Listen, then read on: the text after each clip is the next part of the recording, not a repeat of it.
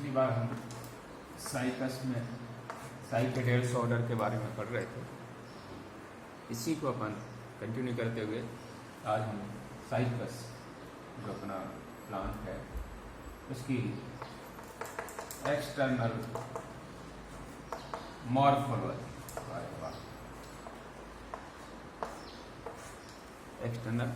Morphology के बारे में बात करेंगे।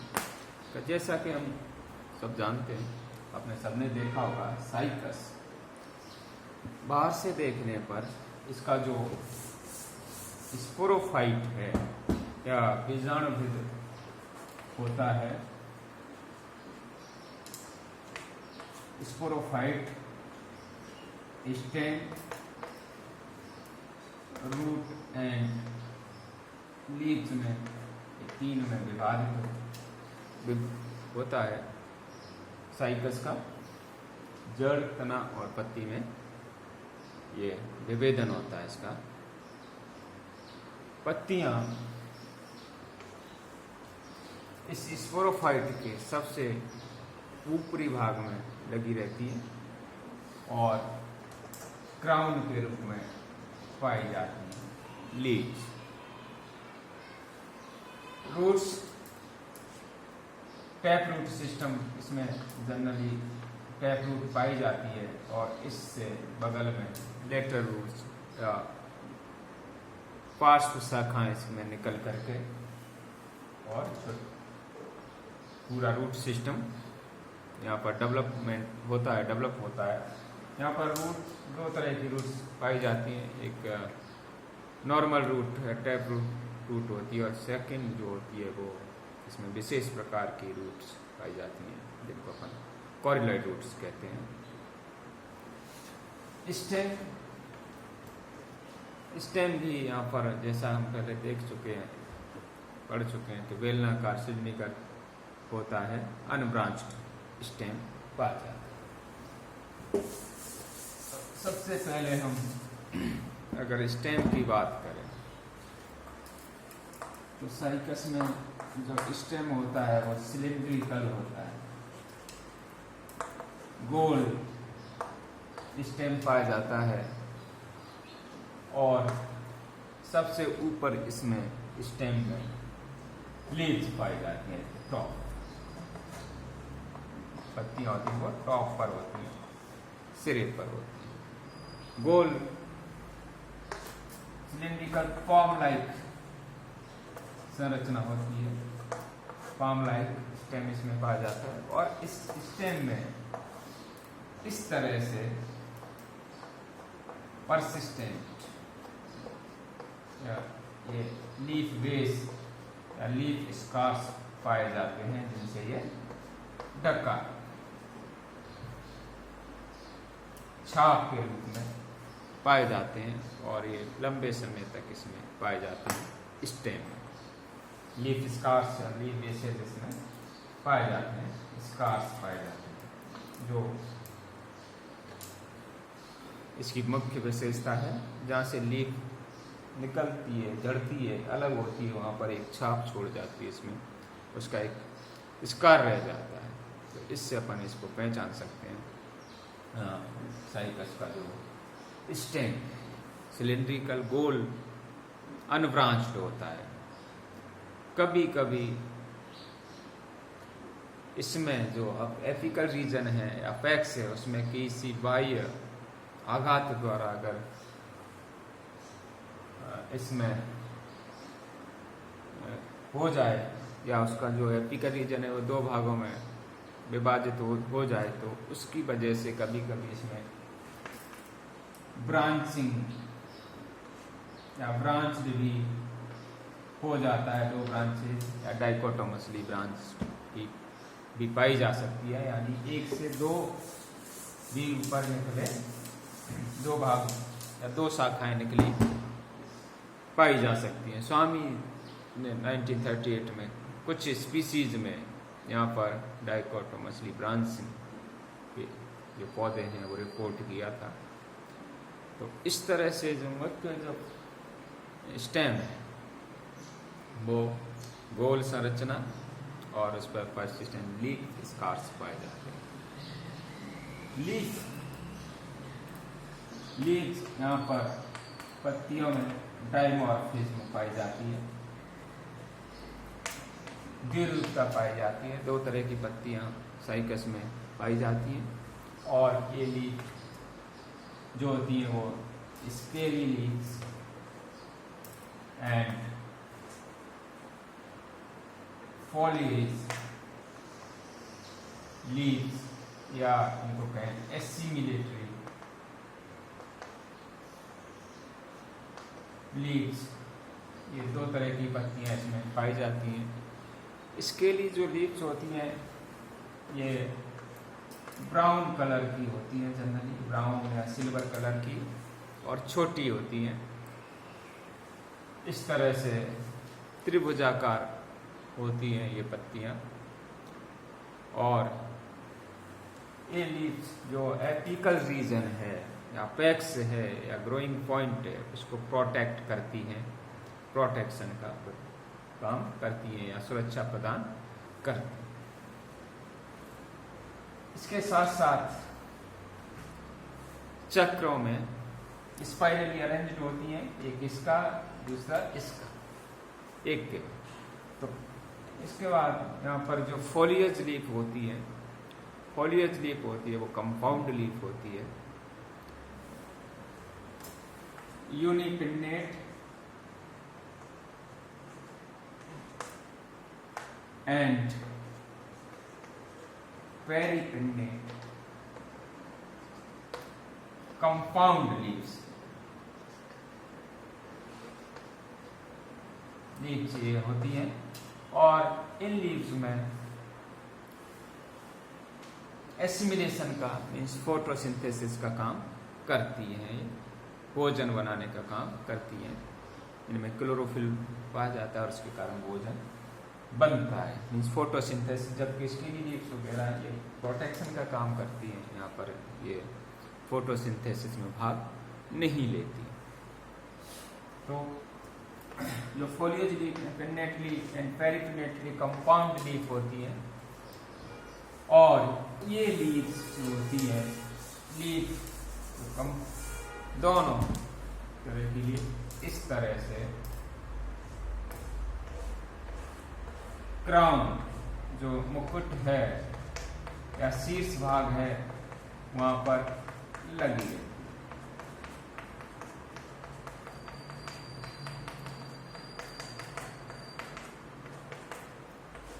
क्राउन ऑफ लीव्स कहलाएगा।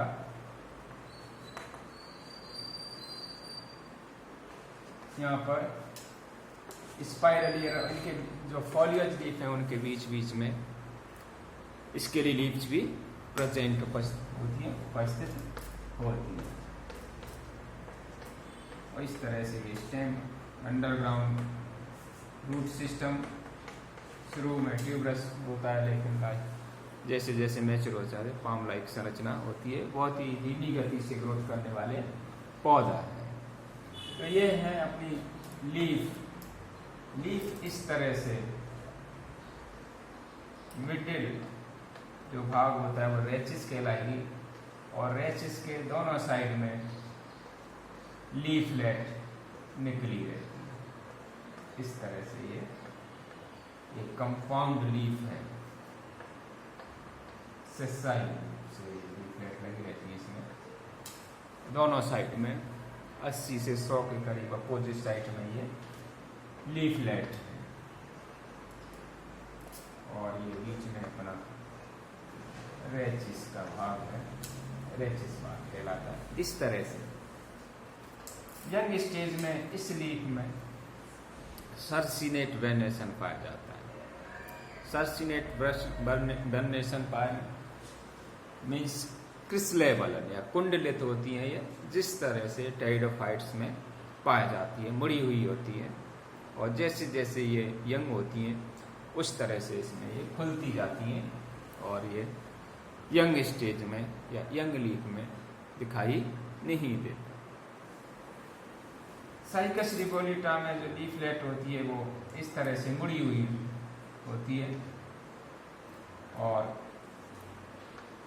इस तरह की दिखाई देती है। एक ये लीफलेट,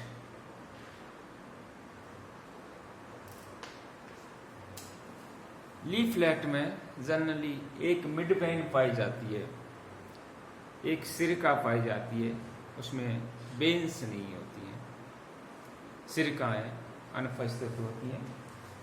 इसकी जगह पर इन लीव्स में ट्रांसफ्यूजन टिश्यूज पाए जाते हैं, ट्रांसफ्यूजन टिश्यू पाए जाते हैं जो यहाँ पर जल और फूड की सप्लाई में भाग लेते हैं। तो यहाँ पर बेन्स नहीं पाई जाती और उनकी जगह ट्रांसफ्यूजन टिश्यू पाया जाता है। सबसे इस लीफ में ऊपर और दोनों की साइड में क्यूटिकल प्रेजेंट होती है जो कंटिन्यू होती है। नीचे की साइड में इसमें स्टोमेटा पाए जाते हैं। स्टोमेटा सनकन होते हैं, धसे हुए होते हैं, क्यूटिकल प्रेजेंट होती है, हाइपोडर्मिस पाई जाती है यहाँ पर। और ये जो हैबिटाट होता है इनका वो जनरली जीरोफिटिक होता है, यानी इस तरह के आवास में ये पाए जाते हैं जहाँ पर पानी की कमी हो पथरीले इलाकों में। तो यहाँ पर क्यूटिकल की उपस्थिति ट्रांसफ्यूजन टिश्यूज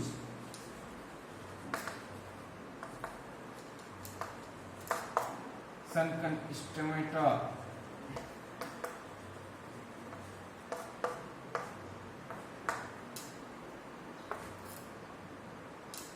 ये सभी यहाँ पर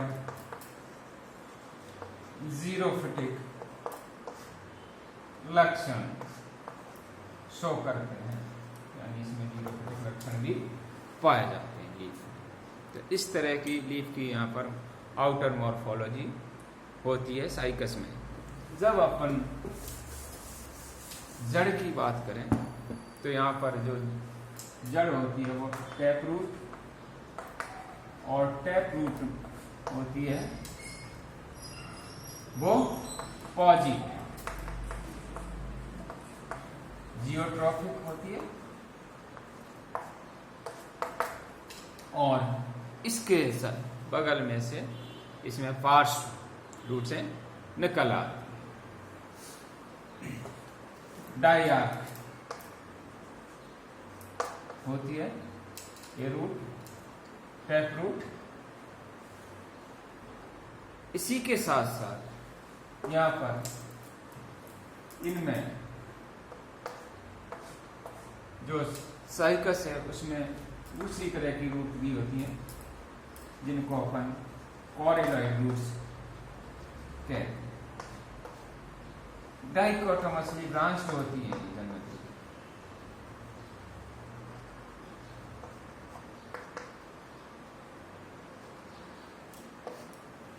और एपोजियोट्रॉफिक या नेगेटिवली जियोट्रॉफिक रूट होती है। कॉरिलॉइड इसलिए कहते हैं कि इनमें ब्रांचिंग पाई जाती है और कोरल मास की तरह ये दिखाई देती हैं, या कोरल की जो चट्टानें होती हैं उसकी तरह ये दिखाई देती हैं, इसलिए इनको कॉरिलॉइड रूट कहते हैं। इन रूट्स में एपोजियोट्रॉफिक होती है या फिर नेगेटिवली जियोट्रॉफिक होती है, मीन्स गुरुत्वाकर्षण के विपरीत ये स्टेम की तरह ग्रोथ करती हैं। इन लीफ में ग्रीन होती है जनरली, कभी कभी देखते हैं तो इनकी जो मॉर्फोलॉजी होती है वो कोरल शेप्ड होती है और कलर भी ग्रीनिश होता है। इसमें इन लीव्स में जो मुख्य चीज है, नंबर 1 एपोजियोट्रॉफिक होती है या नेगेटिवली जियोट्रॉफिक।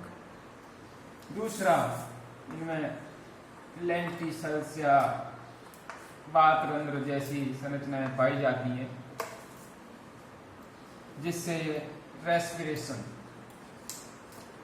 में भाग लेती हैं, सहायक हैं ये रेस्पिरेशन, श्वसन। इसी के साथ साथ इन जो कॉर्टिकल रूट होती हैं उसमें कॉर्टिकल रीजन या कॉर्टेक्स का जो भाग है उसमें कुछ सेल्स इस तरह से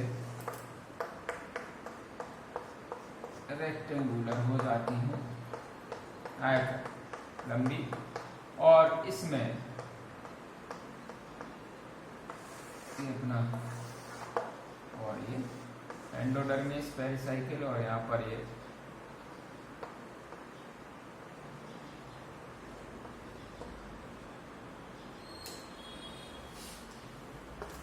एल्गल जॉइंट पाया जाता है, जो इसकी मुख्य विशेषता है, क्योंकि यहाँ एंडोफिटिक ब्लू ग्रीन एल्गी जिसमें नोस्टेक, एनावीना मुख्य हैं, वो पाए जाते हैं। और ये रीजन जनरली ऐसा कहा जाता है कि नाइट्रोजन फिक्सेशन का काम करती है।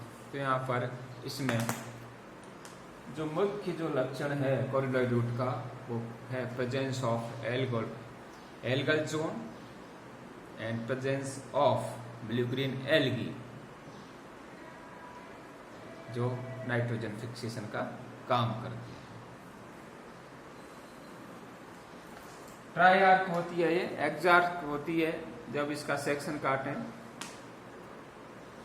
तो यहाँ पर ट्राइआर्क होती है, एक्सार्क होती है, और रेडियल या रेंज जो होते हैं, जो वेस्ट्रल बंडल है, कॉर्टेक्स रीजन होता है।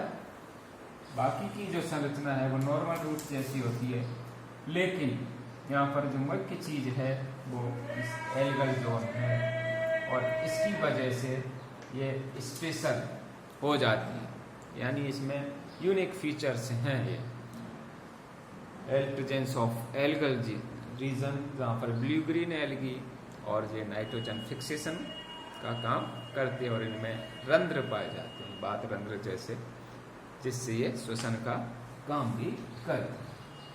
तो इस तरह से इसमें जो मॉर्फोलॉजी होती है साइकस की, जनरली 3 उसमें मुख्य चीज़ें, स्टेम और उस पर किस तरह से लीफ होती हैं, लीव्स का अरेंजमेंट जनरली स्पाइरल होता है, और रूट्स होती हैं वो टैप रूट्स होती हैं और कॉरिडोर रूट्स होती हैं, दोनों ही अलग अलग होती हैं। नाइट्रोजन कॉरिडोर रूट एक विशेष प्रकार की रूट है जो कोरल जैसी दिखाई देती है, जिसमें नाइट्रोजन फिक्सेशन वगैरह होता है और श्वसन भी इसमें होता है।